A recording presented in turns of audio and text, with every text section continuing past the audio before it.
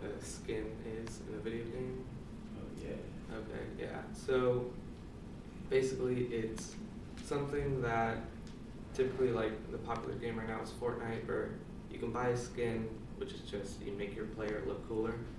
But I kind of want to just narrow it down to a certain game called CS:GO, where you would buy skins. It's a little bit different than the Fortnite way, where basically in this way you would pay like $2 for a key, and you could unlock a crate with the key, and it was almost like a lottery, like slot machine to get the skin. So it kind of was like gambling and a little controversial. So I'll kind of talk about like the history of it, who's really like the demographics, and kind of the downfall of it. It's kind of dying already. So the peak was like in 2016. But yeah. So, okay. So the game is CS:GO, and the people that make it are published by Steam.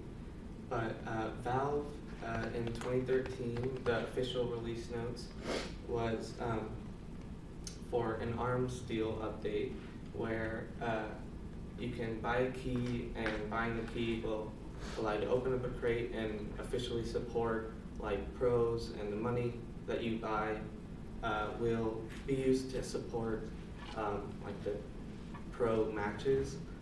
So if a pro were to win a match, then they'd win the prize pool from the keys. So it was like helping the community a little bit, and you might get something good as well.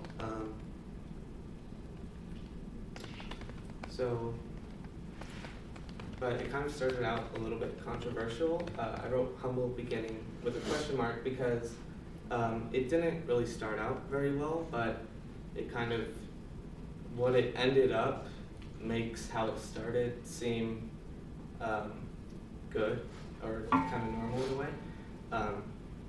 Like that skin right there, in like the peak of this, all the like traders who were like pretty much didn't even play the game, they just played for collecting the guns. That gun would probably go for $10,000 in real life money. So and then a lot of stuff like gloves, like you could get like, open up 300 boxes and maybe get like a pair of gloves that are worth like $500 after spending like $1,000. And most of the time you would pay like $5 and get like 3 cents in return. But so yeah, that was the ARMS deal update. And then so the demographics typically was all male and younger kids. That's kind of where the problem came from. So at a young age, they kind of got a gambling addiction from basically playing slot machines, but it was like in a game, so it was kind of hidden and kind of like scandalous, I guess.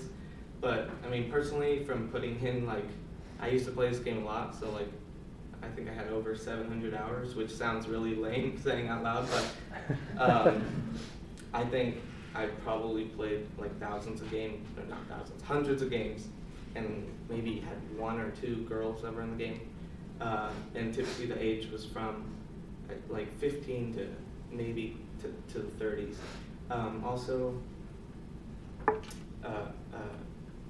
the Steam charts officially said March of 2016 was the highest amount of players playing. So their peak was in 2016. It's almost 2019 now, so it's like what I said, the game is kind of on the decline just because people play new games and a lot of the controversy that happened. But if people aren't playing the game, most of them aren't trading the skins either.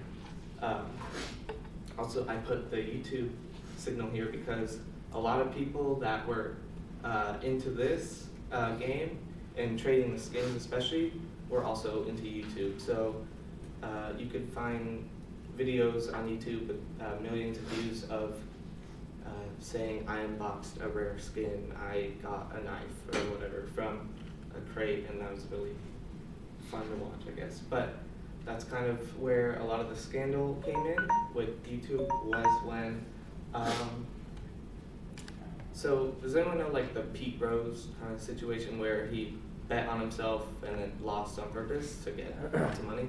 That's kind of what this team did. There's like actual professional CS:GO teams. It's called like MLG.